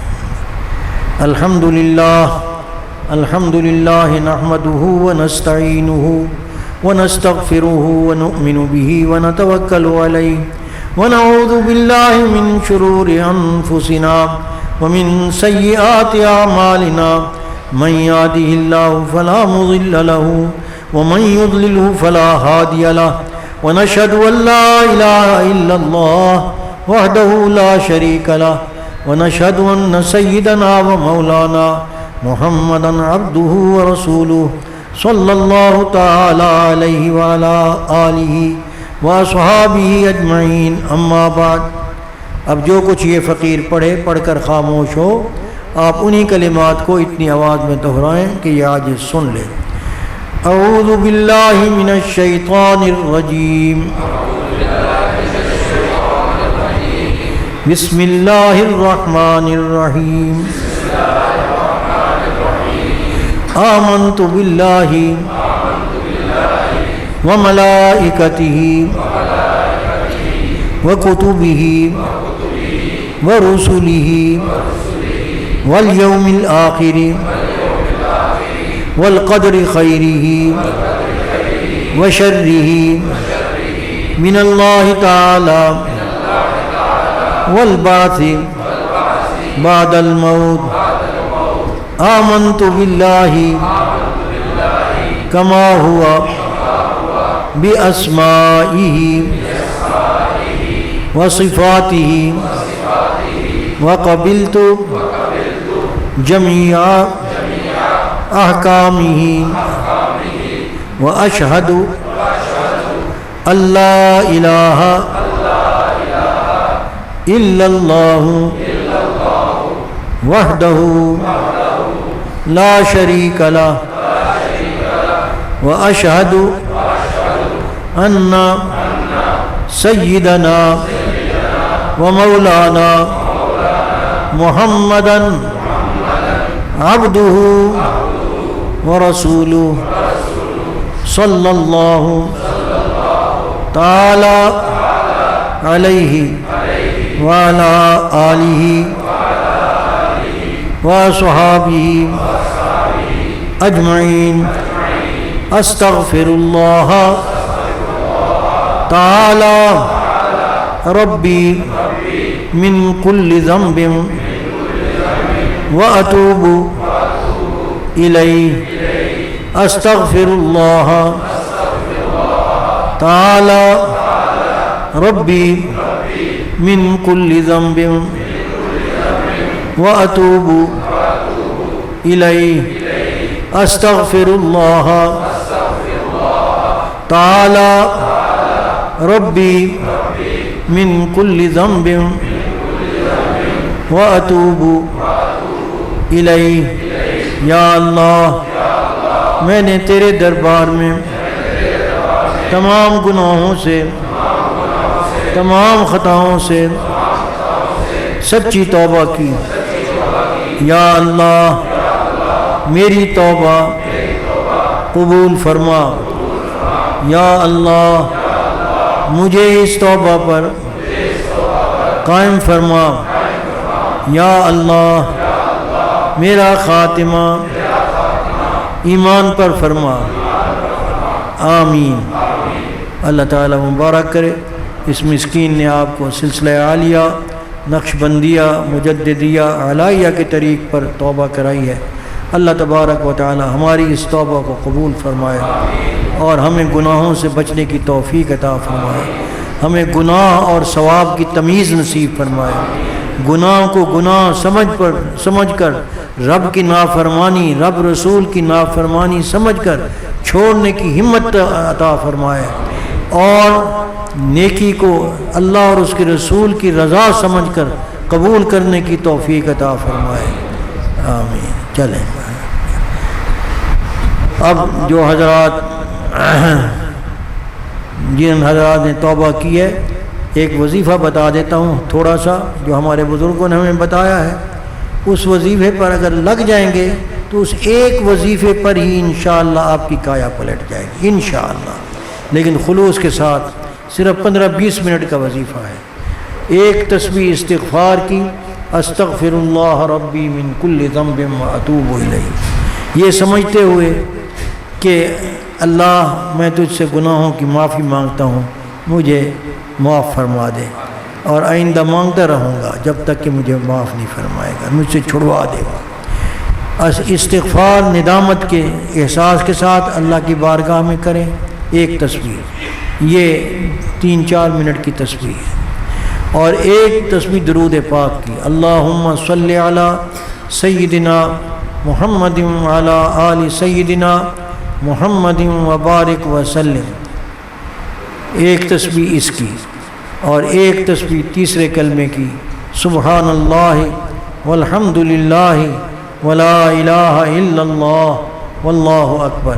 یہ 3 تسبیحاں اسی ترتیب کے ساتھ۔ پہلے استغفار گناہوں سے دھو دیتا ہے آدمی کو، جیسے صابن میل کچیل کو دور کرتا ہے جسم کی، استغفار اندر کی باطن کی میل کچیل کو دور کرتا ہے۔ پاک صاف ہو کر پھر حضور صلی اللہ علیہ وسلم کے دربار میں حاضری کی کوشش کریں، اپنی حاضری لگوائیں درود پاک کی کثرت سے۔ جب درود پاک پڑھیں گے تو حضور سے ایک رابطہ اور محبت قائم ہوگی، اور پھر اس کو وسیلہ بنائیں اللہ کی بارگاہ میں تقرب کا، سبحان اللہ والحمد للہ ولا الہ الا اللہ واللہ اکبر۔ پھر انشاءاللہ آپ کا، اور اخیر میں ایک دفعہ کہیں ولا حول ولا قوت الا باللہ العلی العظیم۔ یہ عمل دن میں ایک بار فجر کے بعد اور رات کو سونے سے پہلے ایک دفعہ کر لیں۔ وضو بھی شرط نہیں ہے، جسم کی پاکیزگی بھی شرط نہیں ہے، اس میں بہتر ہے، مستحب ہے، بہت فائدہ ہے وضو کے ساتھ وہ ذکر کرنے میں، لیکن شرط کے درجے میں نہیں ہے۔ اگر کسی وجہ سے معذوری ہے تو بغیر وضو کے بھی کر لیں، اور عورتیں خاص کر ہر حالت میں اس کو کرتے رہیں، نمازیں چھوڑ سکتی ہیں لیکن یہ تسبیح پڑھتی رہیں۔ تیسری چیز، دوسرا کام، چلتے پھرتے اٹھتے بیٹھتے ہر وقت یہ دل کی طرف یہ خیال کریں، جیسے آدمی کے جسم پر خدا نخواستہ کوئی پھوڑا ہو اور وہ جگہ سینسٹیو ہوئی کھڑی ہو، تو آپ چاہے مجلس میں کچھ بھی کر رہے ہوں، ذرا اس کے قریب کوئی ہاتھ چھوئے گا تو آپ کو تکلیف ہوگی۔ ایسے ہی دل کی طرف متوجہ رہیں، کن علی بیض قلبک کانک طائر، اپنے دل کے انڈے پر ایسے بہت جیسے مرغی اپنے انڈے پر توجہ رکھتی ہے۔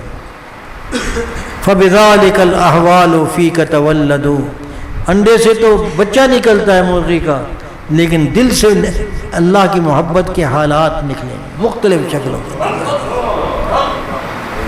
اس دل پر مراقبہ کرو، اور یہ خیال رکھو کہ میرا دل اللہ اللہ کر رہا ہے۔ سستی آ بھی جائے، لیٹے بیٹھے اٹھے، پھر جس وقت یاد ہے پھر کرنا شروع کر دو، لیکن خاص وقت، 2 وقت، فجر کا اور رات کا، سونے سے پہلے 15 منٹ فجر کو، 15 منٹ رات کو، یا 5 منٹ ہر نماز کے بعد، جیسے آپ کو سہولت ہو اس کام میں لگ جائیں انشاءاللہ۔ اور فقیر کے ساتھ رابطہ اگر نبھانا ہے، تعلق کرنا ہے، سلوک کے اندر چلنا ہے تو آنا جانا رکھیں اور اسباق لیتے رہیں۔ اللہ پاک برکت دینے والا ہے۔ میں کوئی کامل تو ہوں نہیں، بزرگوں کا حکم ہے، اس کے مطابق بس تلقین کر دوں گا اور کچھ نہیں۔ اللہ پاک خود بخود انشاءاللہ ذکر کی برکت سے آپ کے حالات اور مشائخ کی توجہ سے آپ کے حالات یومن فیومن ترقی پذیر رہیں گے۔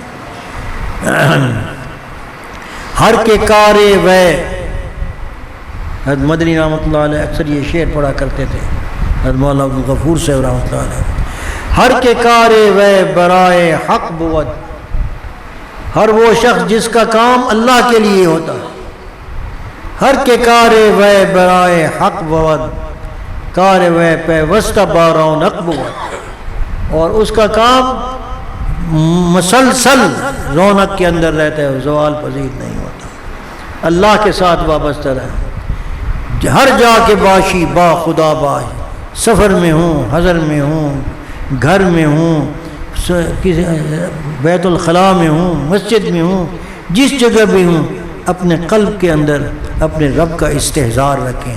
اسے کہتے ہیں حضوری بے کیف، بے کیف حضور، حضور مع اللہ، کچھ نہیں، کیسے ہے، کیوں ہے، کچھ نہیں پتہ، بس میں اپنے اللہ کو یاد کر رہا ہوں، بس زبان سے بھی نہیں، خیال سے، خیال کو ٹکاؤ اپنے دل سے، اور زبان سے بھی ہو جائے، اندر سے پھوٹ پڑے چشمہ تو کوئی بات نہیں، جسم کا روا روا کرنے لگ جاتا ہے، بعد رقص کی کیفیت طاری ہو جاتی ہے، وہ بے اختیاری چیز ہوتی ہے۔ ہوش و حواس میں صرف خاموشی کے ساتھ اپنے اللہ کی طرف متوجہ رہیں، یہی کام ہے، اور خلاف شرع کاموں سے بچیں۔ میرے دوستو یہ سوچ لیں، حضور کے تعلق کو نبھانا ہے ہم نے، حضور صلی اللہ علیہ وسلم کے ہم پر حق ہے، ان پر ایمان لانا ان کا حق ہے، ان کو خاتم النبیین ماننا ان کا حق ہے، ان سے محبت کرنا ان کا حق ہے، ان کی اطاعت کرنا حق ہے، ان کی عظمت تعظیم کرنا ان کا حق ہے، ان کے دوستوں کے ساتھ دوستی کرنا، ان کے دشمنوں کے ساتھ دشمنی رکھنا، یہ بھی حضور کا حق ہے۔ وہ کیا باپ کے دشمن کے ساتھ دوستی رکھ کے باپ کو گوارا ہے؟ دین غیرت کا نام ہے، حمیت کا نام ہے۔ میں آپ کو ملتان کا ایک واقعہ سناتا ہوں، یہ آج کئی سال پہلے کی بات ہے۔ میرے ماموں، میرے سسر بھی تھے، وہ طالب علم تھے، کہتے ہیں ہم طالب علم تھے، مسجد ملتان کی نوابوں والی ایک مسجد ہے ان کا، وہاں پر اس کے ارد گرد کچھ یہ مسلیوں کی قوم بھی رہتی ہے وہاں پر، نمازی اکثر وہی ہوتی، انہوں نے آباد کیا ہوئی تھی اس کو۔ ایک واعظ آئے، نام نہیں لوں گا کسی کا، ایک واعظ آئے، وہ زمانہ اختلاف کا تھا، انہوں نے کوئی وہ وجودی تھے، مسئلہ وحدت الوجود کا حق ہے، لیکن اس کو غلط لوگوں نے غلط انداز میں پیش کیا ہے۔ تو اس نے تقریر کرتے ہوئے کہا کہ لوگوں سے پوچھا، لوگوں کتنے خدا ہیں؟ اکثر نے کہا ایک، کہتے ہیں نہیں، ایک تو ہے نا وہ آسمان والا، وہ تو ہے، وہ مکے والا ہے، ایک مدینے میں آیا ہے، ایک کسی بزرگ کا نام لیا جس کے چاچڑا میں آیا ہے، اور ایک یہ صدر دین ہے ملتان والا۔ یہ کہا اس نے، اچھا تو ساتھ کہے، اور ساتھ کہے دیکھو ابھی کوئی وہابی اٹھے گا، ابھی کوئی وہابڑا اٹھے گا، یہ الفاظ کہہ رہے ہیں، اور دلیری کے ساتھ، ایسا وقت آیا ہوگا ہمیں نہیں معلوم۔ تو اس نے کہا ابھی اٹھے گا کوئی وہابڑا، تو اتنے میں ایک موچی تھا، غلام نبی اس کا نام تھا، وہ کھڑا ہوا، اس نے کہا وہ مولوی کیوں بکواس کر رہا ہے؟ اس نے اشہد ان لا الہ پڑھا، وہ ایک وحدہ لا شریک ہے، اس کا کوئی شریک نہیں۔ لوگوں نے اسے مارا،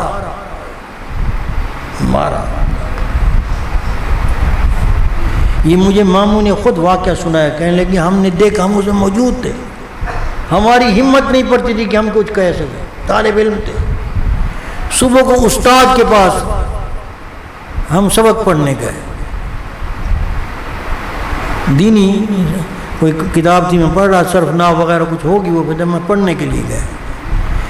تو اس مجلس میں استادوں کے سامنے رات کا واقعہ کا کسی نے تذکرہ کیا کہ حضرت ایسا ایسا ہوا۔ تو استاد عالم تھے، بہت بڑے عالم تھے، انہوں نے کہا اس نے اچھا نہیں کیا، ناجائز کیا، اچھا نہیں کیا۔ جس نے یہ کہا ہے اس نے اچھا نہیں کیا۔ ایک پٹھان بیٹھا تھا سامنے، شاگرد تھا، استاد نے ذرا دھیمے لہجے میں کہا، ناجائز کیا اس نے۔ وہ پٹھان ایک بیٹھا تھا، وہ کتاب اس نے بند کی اور استاد کے چہرے پہ ماری، یہ کہتے ہوئے کہ جس بغیرت کو یہ سن کر غصہ نہیں آتا وہ بھی کافر ہے۔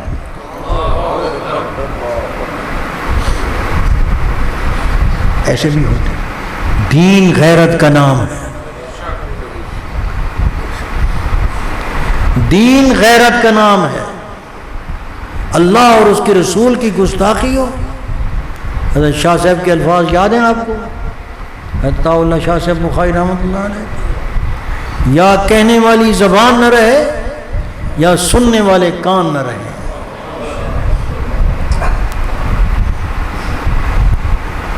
یہ جب تک جذباتی وابستگی اپنے دین کے ساتھ نہ ہو، تکمیل ایمان کی کیا صورت ہے؟ کم از کم چہرہ تو تبدیل ہو، کچھ کر سکے یا نہ کر سکے یہ اور بات ہے۔ گناہ کو گناہ سمجھو۔ مولانا بیٹھے، علماء بیٹھے، بتاؤ داڑھی کٹوانا گناہ ہے کہ نہیں ہے؟ کیوں کرتے ہیں ہم؟ اپنے سے پوچھو کیوں کرتے ہیں؟ کوئی نفع، کوئی فائدہ؟ میں بتاؤں کیوں کرتے ہیں؟ مجھے کسی نے جواب نہیں دیا، نفسیات بتاتا ہوں۔ وہی یہ کہ انگریز ابھی تک ہمارے دماغوں پر سوار ہے، اس کی مرعوبیت نے نبوت کا چہرہ ایک طرف کر دیا۔ ایسا ہے کہ نہیں؟ اگر یہ خیال آ جائے کہ اس وقت حضور تشریف لائیں مجلس میں، داڑھی منڈوں کو دیکھ کر خوش ہوں گے یا داڑھی والوں کو دیکھ کر خوش ہوں گے؟ اس میں کوئی دوسری رائے ہے نہیں۔ تو پھر سوچیں کہ ہم نے سامنا ہونا ہے کہ نہیں ہونا؟ یہ عمومی وبا کیوں آ گئی؟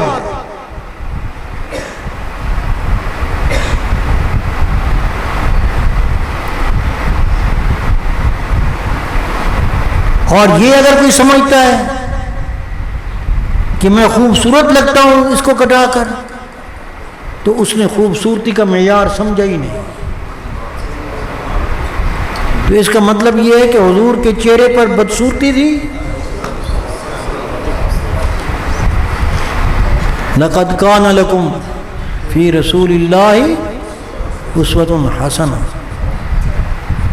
لیکن کس کے لیے؟ دیکھو قرآن کے لمن کان یرجو اللہ والیوم الآخر، جو آخرت کی امید رکھتا ہے، اللہ سے ملاقات کا یقین رکھتا ہے، وذکر اللہ کثیرا، اور اللہ اس کے دل میں یاد ہے، یہ وہ سمجھ سکتا ہے اس بات کو کہ حضور کا اسوہ بہترین ہے کہ نہیں ہے۔ اور اگر مجھے حضور کا اسوہ اچھا تو نہیں لگتا لیکن سمجھتا ہوں کہ دین کا تقاضا ہے، کر رہا ہوں، تو بھی دل میں ایک روگ ہے، یہ بھی ایک بیماری ہے کہ توبہ و کرم، چلو میں کر رہا ہوں، قربانی دے رہا ہوں۔ یہ بالکل ایسے ہی ہے جیسے صفرا کا مریض، اس کو میٹھا کڑوا لگتا ہے، شہد کڑوی لگتی ہے، چینی کڑوی لگتی ہے، تو وہ یہ سمجھتے ہوئے کہ میں بیمار ہوں، کھائے کڑوی، تو کڑوی تو اسے لگے گی، بیماری تو موجود ہے، وہ بیماری کو بھی دور کرنا ہے کہ نہیں؟ یہ بیماری کیسے دور ہوگی؟ اپنے دل کے آئینے کو درست کرو، اپنی فطرت کی اصلاح کرے۔ دین فطرت ہے، اگر فطرت ہماری دینی مسائل کو قبول نہیں کرتی تو ہمارے اندر کجی ہے، اور وہ کجی صالحین کی شیخ کی صحبت سے دور ہو گیا۔ یہ یاد رکھیں، شیخ کی صحبت کی برکت یہی ہے کہ دینی مسائل سمجھ آنے لگ جائیں، شرح صدر ہونے لگے۔ حق حق نظر آئے، انسان دلائل کا محتاج نہ رہے، دین بدیہی ہو جائے، استدلالی نہ رہے، یہ ہو جاتا ہے الحمدللہ، یہ ہو جاتا ہے۔ ہاں، یقین اسی کا نام ہے۔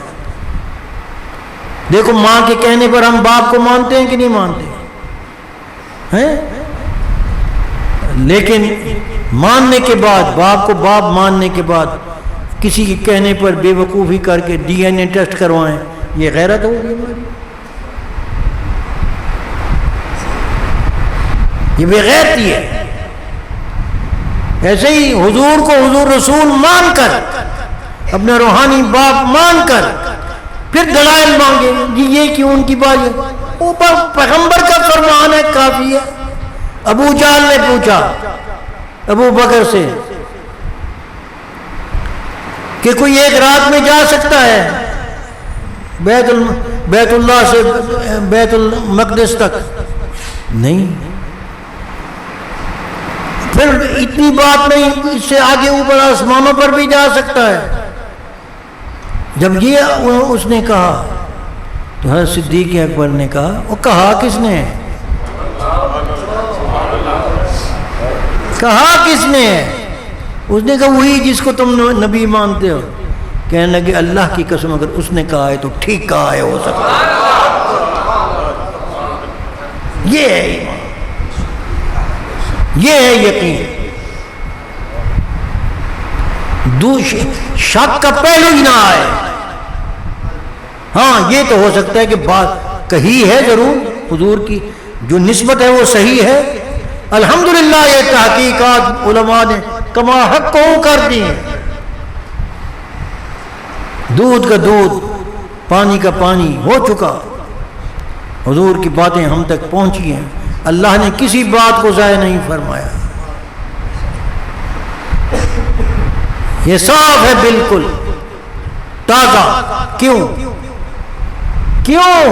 یہ بات بھی سمجھ لیں کہ اللہ نے کیونکہ اس شریعت کو دائمی بنایا ہے، اس لیے اس کی بہا، اس کی رونق کو بھی تازہ رکھنے کے لیے جو علم، جو معجزہ حضور کو عطا کیا ہے وہ مخلوق نہیں، وہ صفت ہے۔ قرآن کیا ہے؟ اللہ کی صفت ہے یا مخلوق ہے؟ صفت ہے۔ حضور مخلوق ہیں، قرآن مخلوق نہیں ہے، یہ اللہ کا کلام ہے۔ اور اللہ کی صفت کبھی پرانی نہیں ہوتی، کبھی اوجھل نہیں ہوتی، اس میں تنزل نہیں، اس میں ایام کا مرور ایام دخیل نہیں ہے، وہ مرکب نہیں، بسیط ہے، الآن کما کان ہے۔ ہر وقت کلام اللہ کا جاری ہے، یہ اور بات ہے ہم سنیں یا نہ سنیں۔ تو اس لیے شریعت محمدی کا جو اعجاز ہے قرآن حکیم، یہ کبھی بوسیدہ اور پرانا نہیں ہو، اور چونکہ قرآن کے مطابق آپ کے اعمال ہیں وہ بھی لازوال ہیں۔ اس لیے بے شک اور تردد کیے بغیر اپنے نبی کے دامن کو مضبوطی سے پکڑ لو، اور اس کا پکڑنا کیا ہے؟ ان کے نمائندے، ان کے غلام آج بھی موجود ہیں، ان کے واسطے سے اس تک پہنچو، انشاءاللہ پہنچ جاؤ گے ہاں۔ سبحان ربک رب العزت عما یصفون، نماز پڑھ دعا کر، یا اللہ ہمیں سیدھی راہ دکھا، اللہم ارنا الحق حقا وارزقنا اتباعہ وارنا الباطل باطلا وارزقنا اجتنابہ، اللہم لا تحرمنا خیر ما عندک لشر ما عندنا یا ارحم الراحمین، وصلی اللہ تعالی علی خیر خلقہ محمد وآلہ وسلم۔ بھائی نماز کا وقت ہونے والا ہے، اور جو حضرات بیت ہوئے ہیں نئے، پہلے بیت نہیں تھے، نئے بیت ہوئے ہیں، ان کی خدمت میں گزارش ہے کہ ٹوکن ہیں ان کو وہ لے لیں، اس کو اپنا نام پتہ اور ٹیلی فون نمبر لکھ کر نماز کے بعد دے دیں اور شجرہ لے لیں۔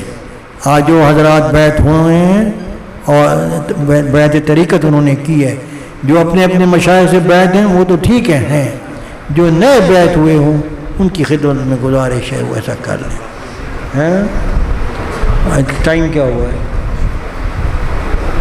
بیٹھیں تھوڑی دیر چند منٹ کے لیے مراقب ہو دو، صرف 5 منٹ کے لیے بیٹھ جائیں مجھ سے، بس زیادہ نہیں، 5 منٹ دے دیں، کوئی بات نہیں. دیکھو دوستوں کی مجلس میں درد دل اگر آدمی کھولے اپنا تو دیر لگ جایا کرتی ہے. میں کیا کروں واللہ میں کچھ کہنے کی ہمت نہیں کر رہا تھا. مفصل بیان ہوا ہے وہاں پر لاہور میں تو میرے پاس کوئی موضوع بھی نہیں تھا. میں اللہ تعالیٰ نے کچھ بات کا کسی کا حصہ ہوگا، کوئی ہو سکتا ہے کسی کو کچھ فائدہ ہو جائے، لیکن بہرحال پر ہوں میں درد سے ہو سوز سے جیسے باجا، پر ہوں میں درد سے ہو سوز سے جیسے باجا، ایک ذرا چھیڑیے پھر دیکھیے کیا ہوتا ہے. خاموشی کے ساتھ اپنے اللہ کی طرف متوجہ ہو جائیں، بس اپنے دل کو خالی کر لیں تمام قسم کے خیالات سے، اور یوں خیال کریں کہ اللہ کا نور حضور کے قلب سے مشائخ کے واسطے سے آتا ہوا آپ کے قلب میں داخل ہوتا ہے، جس کی برکت سے آپ کا دل متحرک ہو کر تمام فضولیات سے پاک ہو کر اپنے اللہ کی طرف متوجہ ہو کر اپنی زبان میں کہتا ہے اللہ اللہ اللہ.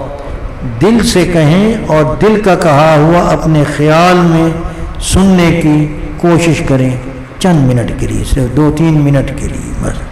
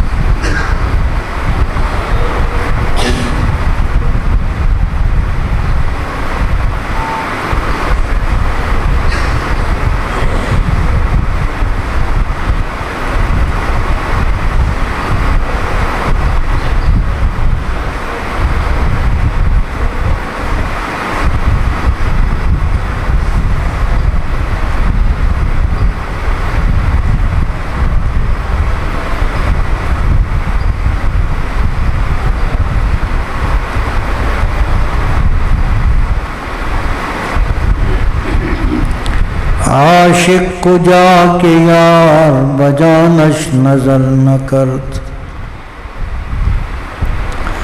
عاشق کو جا کے یار بجانش نظر نہ کرت. اے خواجہ درد نیست، اے خواجہ درد نیست وگرنہ طبیب ہست.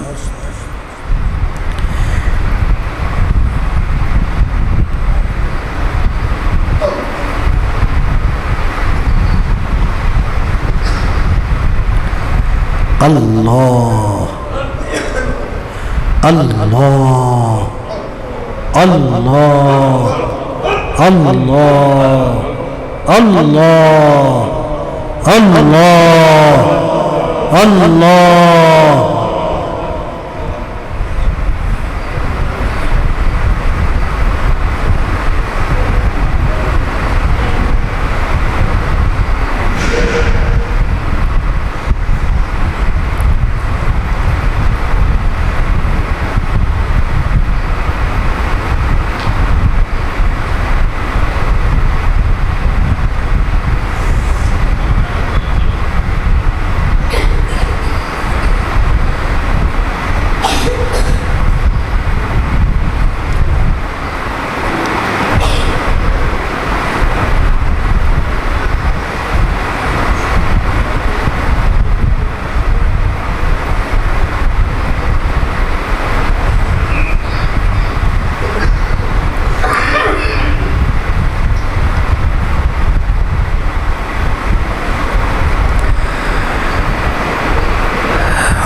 عاشقی چیست عاشقی چیست بگو بندے جانا بودن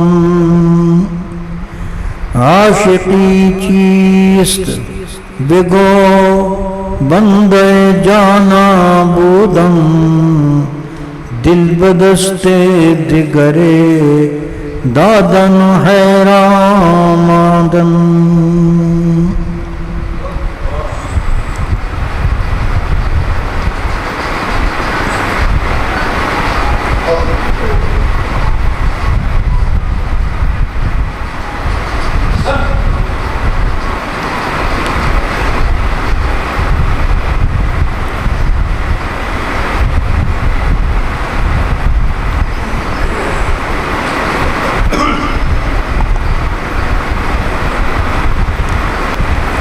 اللہ اللہ اللہ اللہ اللہ اللہ اللہ اللہ اللہ اللہ اللہ اللہ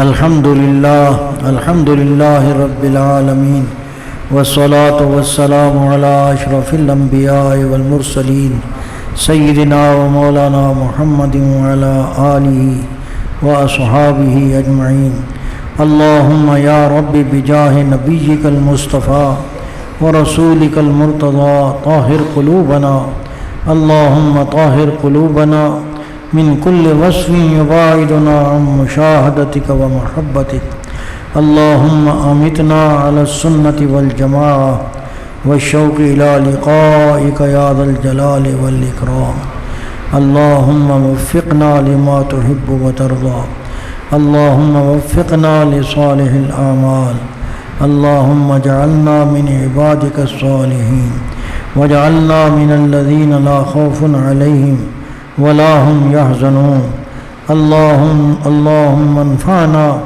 بصالح زماننا وارزقنا الادب معهم ولا تحرمنا بركتهم واجعلنا منهم وصلى الله تعالى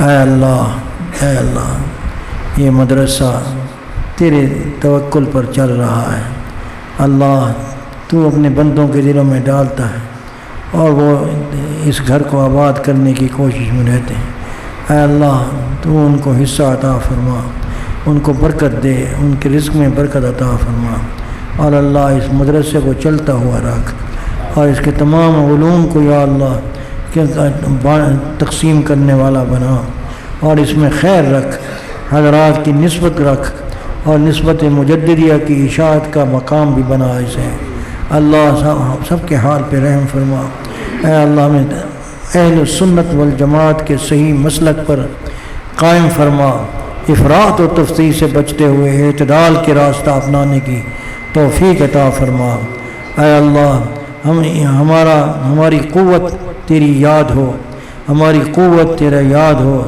راستہ تیرے نبی کا طریقہ ہو اور یا اللہ کوئی چلنے کی ہمت تو ہمیں عطا فرما اللہ تو ہمیں قبول فرما اپنے راستے سے یا اللہ ہمیں اپنی دربار سے دھکا نہ دے پوری امت کو سچی توبہ کی توفیق عطا فرما امت کو یا اللہ امت کی حیثیت سے کھڑا کر اپنے فرض منصبی کی طرف متوجہ فرما آمر بالمعروف ناہی عن المنکر بنا اور انہی کے ذریعے سے شریعت مطہرہ کا رواج عطا فرما اللہ گمراہوں کو ہدایت دے اس دھرتی کو یا اللہ جو تڑپ رہی ہے ہدایت کے نور سے اے اللہ اس کو بھر دے الہی تمام شرق و غرب اور شمال و جنوب کے اندر یا اللہ میرے آقا صلی اللہ علیہ وسلم کے دین کو پھیلا اور یا اللہ قوت نافذہ بنا اور مخلوق کو یا اللہ اس کے سائے کے اندر سایہ عطوفت میں زندگی گزارنے کی آرام دہ صورت عطا فرما ربنا تقبل منا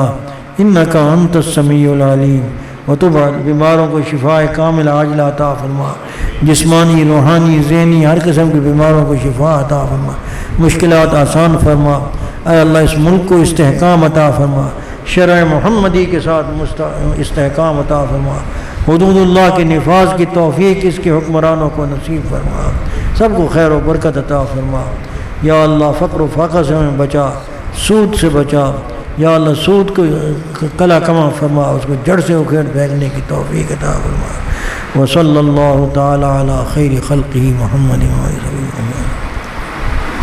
دارالسلام دا ماہانہ حلقہ مقامی حلقے واسطے شرکت کی دعوت، دارالسلام دا ماہانہ حلقہ